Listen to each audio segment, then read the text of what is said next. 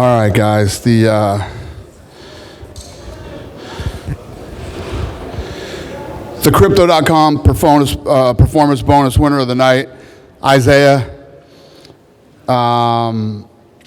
Two other bonuses were Darren Gottfried and Wes Mina. They all won $10,000 in crypto from Crypto.com. Congrats to them. Who's got the first question? Dana, first of all, just give us your reaction to the main card. Obviously, you had a couple of draws there. I'm sure that wasn't what you were after. You know I love that shit. Yeah. One of the things that we got to fix, the crowd started chanting one more round. I don't disagree. Right. But it's something that we'd have to get, we talked about it backstage, and we'd have to get the regs changed for that. So is that a commission? Tough does it. Yeah. You know what I mean? In the Ultimate Fighter, if you don't win the fight, we go to an extra round. Nobody wants to see a draw, and nobody definitely wants to see two of them. Yeah. The worst thing than a draw is two draws. I would imagine in this sport specifically, not even MMA, but this sport, a draw even makes less sense, right? Because there is just a simple way to fix it, just one more slap. I'm sure that's something you can change. Is that just a commission issue, or is that something you have to look at internally? That's a commission. We'd have to get it fixed. I mean, we would have to change the regs. Did you see the main event as a draw, or did you think there was a clear winner? How did you view the main event? I think that we all had it different. I think all of us had it different. Yeah. I had it different than Frank had it. And I don't know how Hunter had it, and I don't know how anybody else had it, but how'd you have it? You're a slap professional. Come on. Yeah, I think a draw is right. Yeah? Very diplomatic of you. He's got a slap news site. He doesn't want to pick a winner. He knows already. He doesn't want to pick a winner and get the loser angry at him. Mm-hmm. Do you look at that, though, the fact that people can score it differently as proof to the doubters that, hey, this sport has variety in it, right? If we're all scoring it differently, that means it's not as simple as just a slap across the face and you can only view it one way, right? What's the question? So if the fact that all of us are scoring it differently, that means in Power Slap there are different ways to win, and it's not just as simple as one guy slaps another guy. 100%. Well, I think, the criticism it took in the beginning was, lots of different. First of all, only the knockouts are anything anybody's interested in. Actually taking the slap, the kid who fought tonight, what's that thing up to, Frank? 1.4 billion views? Yeah, his last slap is at 1.4 billion views. So it's more than just knockouts or whatever. It's just everything with this thing goes viral. It's crazy. I mean, we just posted one on mine a little while ago. It's at 1.4 million views already. This shit just goes crazy. Well, speaking of numbers, actually, I was going to wait for a little while, but PFL guy Donn Davis brought up numbers. That guy's hilarious. He said that his event last Saturday with Francis Ngannou beat any event beat any event the UFC had put on this year. I'm curious if you could disagree with that, and how does it even compare to Power Slap, the PFL numbers? Yeah. First of all, the PFL should keep the UFC out of their mouth. They can't even deal with Power Slap. Power Slap destroys PFL. All right. It's weird that you asked me that question because I just happen to have some papers here. So. First of all, let's start with followers. Power Slap has 19.2 million followers. The PFL has 10. Video views. PFL Fight Week did 326 million. Power Slap 8 did 690 million. Okay? PFL Fight Week Instagram views, 76 million. Power Slap 9, the week of. This is, so if you look at PFL, the fight week and the aftermath, these guys had 76. Just the week of, they had 68 million on Power Slap, okay? And we haven't even had a fight yet. PFL's Instagram reel with Francis and Ronaldo did 14 million views. Power Slap's 9 Instagram reel with contender Isaiah had 22 million views. And that was a repost of an old fight. The repost of the old fight beat Francis and Ronaldo. I can keep going on for a fucking month here. And then if you want to get into what he said about the UFC, I have a laundry list here. But let me just start with this. UFC Vegas 84 at the Apex beat them. So, listen, I understand, and I love the stuff that he said. He sounds like Kamala. Talks a lot, but says nothing. And I would hate to be one of that guy's investors. I don't watch MMA. I've worked 7 years and haven't taken a vacation. You should probably take a vacation. You're out of your fucking mind, dude. You should probably take a vacation. Well, I was going to say, I have a list here. I will have Lene get you guys this list of all these numbers, but that guy shouldn't even mention the UFC. He's not even in power slaps. And then he was talking about, there's all kinds of combination packages and how all this works. He doesn't beat power slap in revenue. He doesn't beat power slap in ticket sales. He doesn't beat power slap in sponsorship. He doesn't beat power slap in anything, let alone the UFC. so curious, just based on that, if I were to ask you what's your favorite MMA fight of all time, would you have an answer for me? If you asked me what was... If you have a favorite MMA fight of all time, would you have an answer for me? Yeah, I mean, that's tough to do. I mean, coming off 300, every time people ask me stuff now, I think of Holloway and Gaethje coming off 300. But yeah, there's a ton that I could tell you. Okay. It's obvious this guy isn't an MMA fan, and he's acting like he's some fucking great businessman. He does not sound like a guy that I would want to invest my money with. But good luck to his investors. And last one from me. Obviously, some people don't read into this. I like to read into this. You were there at the face-offs today with Max and Ilya, Hamzat and Rob. You were at the press conference. Did you get to pick up on any vibes for this fight week, and how they're all feeling, how they're all looking? I think I feel the way that you feel and all the fans feel. Both the co-main and main event are a coin toss for what could be fight of the year. And the main event, I mean, it's impossible for that fight not to be absolutely incredible for as long as it goes. Hamzat and Whitaker, I don't know. They both got the wrestling, the striking, and I don't know. That's a fascinating fight. I can't. In those two divisions, you can't make two better fights than those right now. I mean, they're literally incredible fights.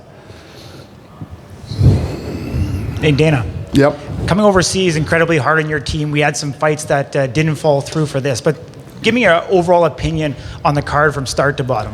Yeah, listen, I love this card coming into it. The thing about power slap and traveling, and it's all a work in progress. Like tonight, we get 2 draws on the main card. Didn't see that coming. Now we got to figure out how you fix that, and that doesn't happen again. And I love the fact that the crowd wanted to see one more round. So while it sucks to have it, it's all positive. It's all good stuff. Absolutely. We've seen you live stream the early prelim fight. Is that something that we could see more of going forward? I don't know. I was just in the mood to do it, and it ended up being great, so it worked out. I mean, Darren Godfrey started out with incredible KO to start the night. You really can't ask for a better way to start it. Was that who you were referring to with the 1.4 million or billion views? What's the question? Darren Godfrey, the first fight. Yeah. Was that the video that you were referring to, the knockout? Yeah. No, it's who? Yeah. Gotcha. Darren Godfrey was from season 3 of Road to the Title, as well as James what's the other? We got that one that's 1.4, and what's the other one? There's 2 that are in the billions. Well, Isaiah has over 5 billion. Yeah, that's right. Yeah, I mean, again, if you guys want those, I'll have. There's some of the numbers in here, but some of the numbers on Power Slap are ridiculous. What's the total views now? Is it 9 billion? Yeah, it's over 9 billion views. This thing's 18 months old. Go ahead. What's your next question? Awesome. Isaiah Quiones defeats John Davis, who is the longest reigning champion. Do you think that's great for Power Slap? The Puerto Rican pretty boy. What's the question? Oh, just sorry. Do you think Isaiah is going to be a great ambassador for the middleweight division? Yeah, I mean, I agree. That's what I told the guys that we were sitting with tonight from Abu Dhabi. Guy's the longest reigning champ, been in it since we started this thing, and it was a huge upset and a big win for him. What's next for the Crazy Hawaiian and Dumpling? Do we see that immediate rematch? Don't be the MMA guys. This thing just ended. I have no idea. Okay? You are fitting right in here, my brother. I have no clue. All right, Power Slap 10, they announced 3 title fights for December 6th. How excited are you for that card? Yeah, listen, every time this is the first time we've been out of Vegas. I love the new vibe that we have at Fontainebleau. The last event was absolutely insane. It's fun, and yeah, I'm excited for it. Awesome, thank you. Thank you. Hey Dana, Yep. Yusuf here. I would like to ask about flinching, the rule to get 1 point deducted, and the athlete needs to slap you again. Don't you see that's a tough punishment for flinching? Flinching the rule, the athlete gets a point deducted, and then he gets to slap again. Don't you think that it's a tough punishment for flinching? Instead of a warning. Hey, listen, if you don't flinch, right, and the guy gets to tee off on you, then it's your turn and he flinches, you absolutely get another slap. It is absolutely fair. Yes? Okay. The second question, in case Max Holloway wins his fight against Topuria, shall we expect a 4th fight against Alex Volkanovski? I don't know, sir. We're going to have to see how it plays off on Saturday and how it goes and who wins, and I don't know. I couldn't answer that question until it happens. I have no idea. Okay, my last question. Yep. Most of the MMA fans dream about seeing a fight between John Jones and Francis Ngannou. What do we need to have in this world to make this happen? I think fans are dreaming about John Jones and Tom Aspinall. That's the fight I think they're dreaming about. Yes. Also. I think that if Stipe wins the fight or John Jones wins the fight, the way that both of those guys are wired, I think they fight Aspinall. So we'll see. Thank you, sir. Thank you. Right here. Just going back to the draws, the 2 fights that were a draw were the fights that this card was kind of billed as. Does that just even make it worse? Well, yes. What's worse is those are the 2 fights everybody bet on. You know what I mean? So in Vegas, literally all up and down the strip, I don't think there's one casino that you can't bet on Power Slap. And then downtown, half of the downtown have the odds too. And the 2 fights that everybody's going to bet on was the main event and the Page fight. So, yeah, it's just everything about it sucks.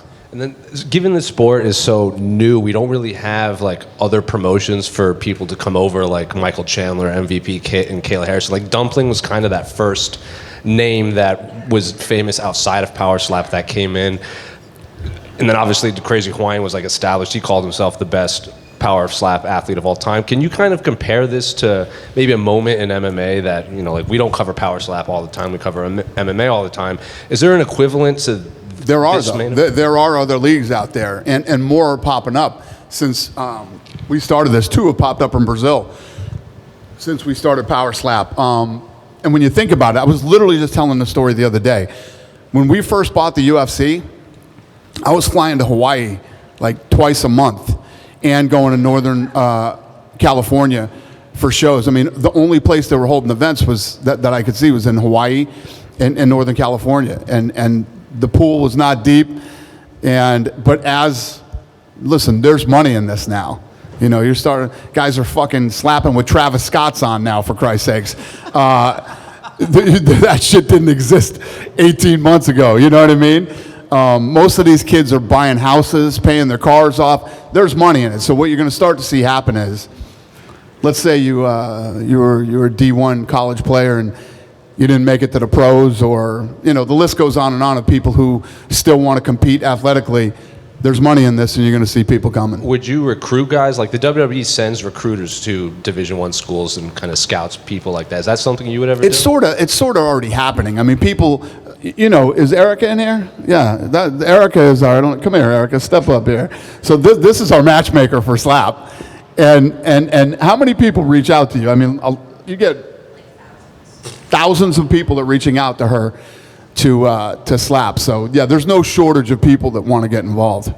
And then just last one for me, MMA related. I know we talked about like Donn Davis and the numbers and everything, but just as like a fight fan, what did you make of Francis's performance, given everything that's happened to him in his career, the 2 losses in boxing, the loss of his son? It was better than Donn Davis's. Way better. Listen, man, I think that I'm going to tell you what I think about what Francis is all about the money. Francis left because he knew that if he fought John Jones and didn't win, it would hurt his chances of making the money that he wanted to make. But realistically, his deal was bigger here. His deal was bigger here if he stayed in the UFC. I think I've told this story a million times. They can deny it all they want. Why the fuck would I lie? What do I care? It doesn't matter to me one way or the other. I was going to cut Francis when he lost 2 in a row. I was going to cut him. That was after the Derek Lewis Yeah. fight? Somebody around here begged me not to do it. And, so it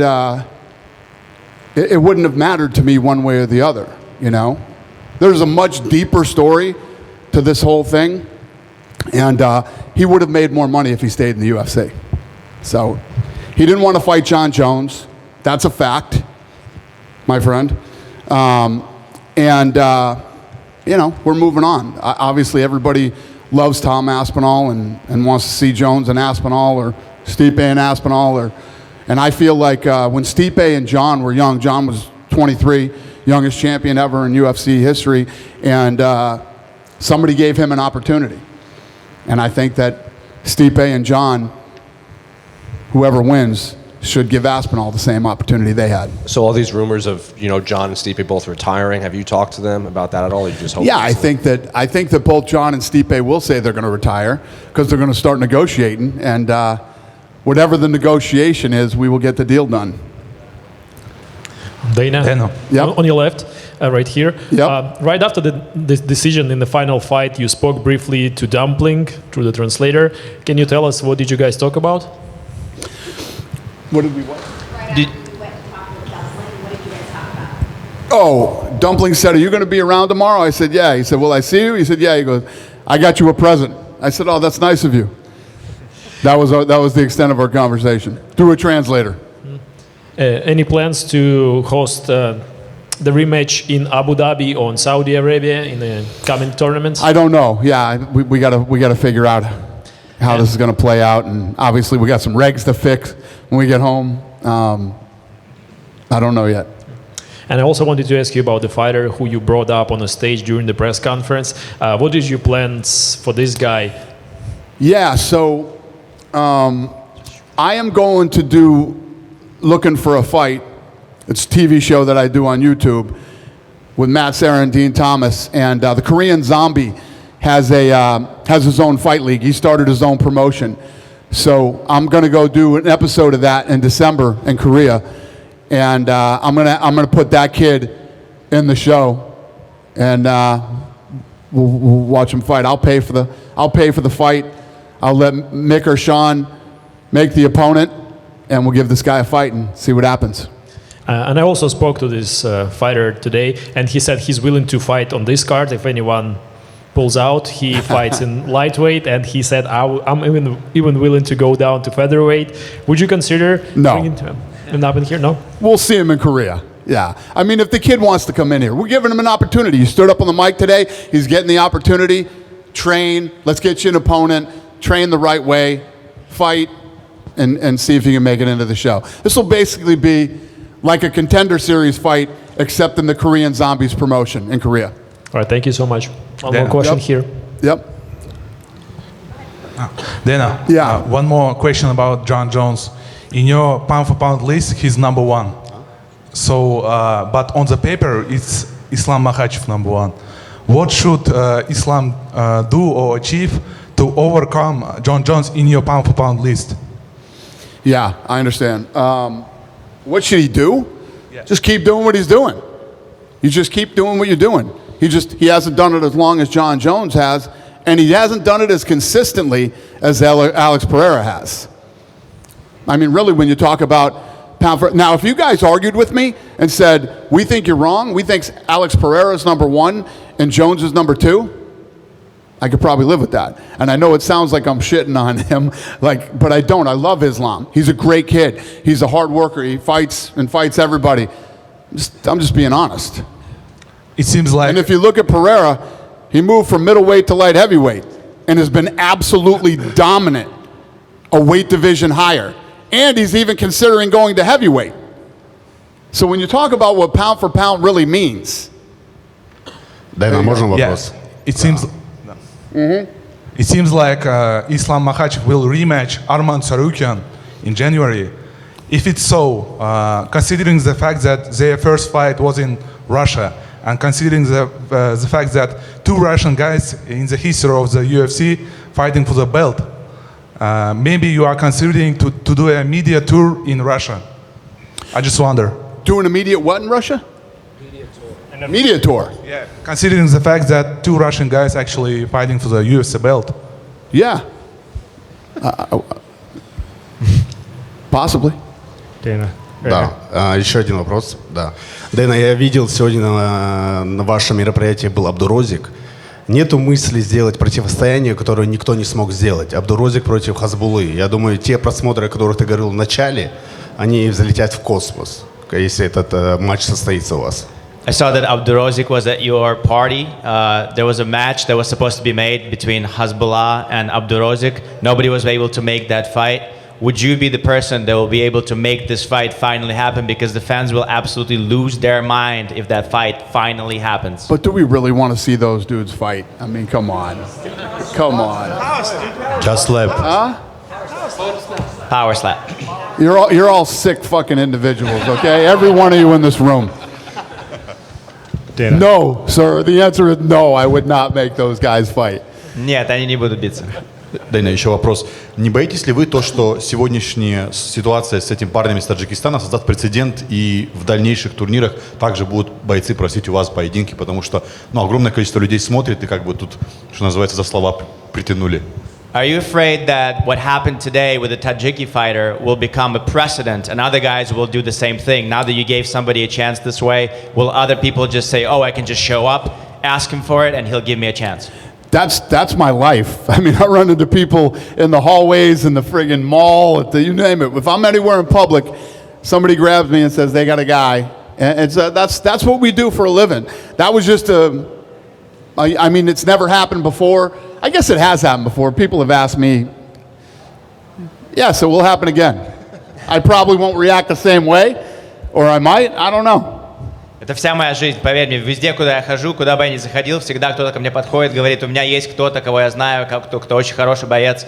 Но, в принципе, да, оно произошло сегодня, может быть, это был какой-то момент, когда у него просто это получилось.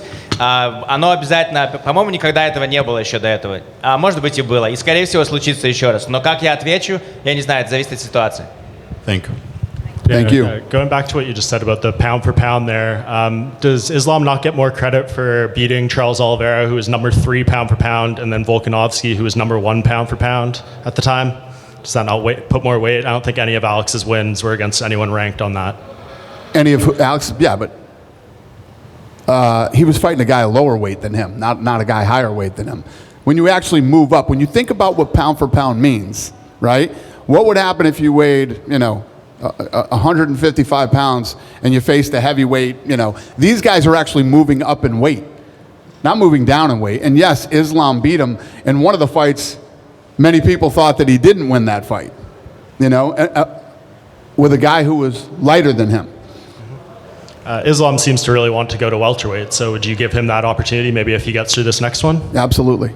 And going back to... listen, and let me just say, you don't need to defend it. I love Islam. I love the kid. And I'm not shitting on him. I'm just saying what the pound for pound really means is, if you look at what Alex has done. And again, John Jones, I mean, come on. John Jones is undefeated. He's never lost a fight in the octagon, ever. So it's just hard to fuck with.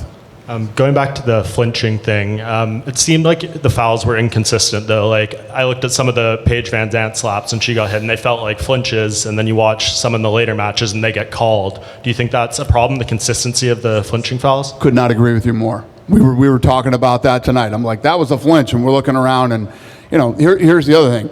We're out of Nevada, too. You know what I mean? Really, Nevada has been